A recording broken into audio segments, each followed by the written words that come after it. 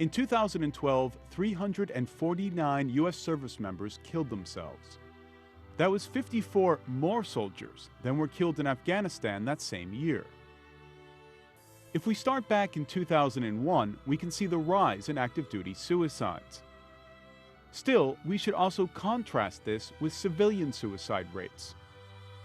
Now let's take a closer look at what's happening to these soldiers. The latest and most detailed Pentagon report on military suicides comes from 2011. In that year, a non-military issued firearm was the most common way to commit suicide. And the majority of suicides occurred on U.S. soil. Now, many people think combat exposure is a likely factor in military suicides. But take a look at this. Only 6% of these suicides witnessed killing in combat. In fact, 85%, yes, 85%, had never experienced direct fighting. And more than half of soldiers who killed themselves had never even been deployed at all.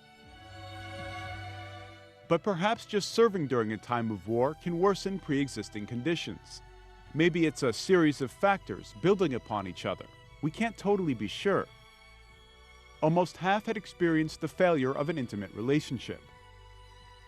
At least 1 in 5 were taking antidepressants. Some experts have looked to physiological reasons. A study in 2009 found 1 in 5 soldiers with traumatic brain injuries reported thoughts of suicide.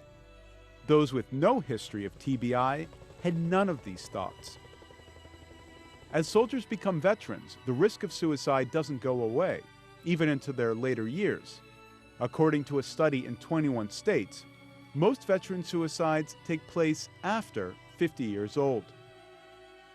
David Botzi, BBC News, Washington.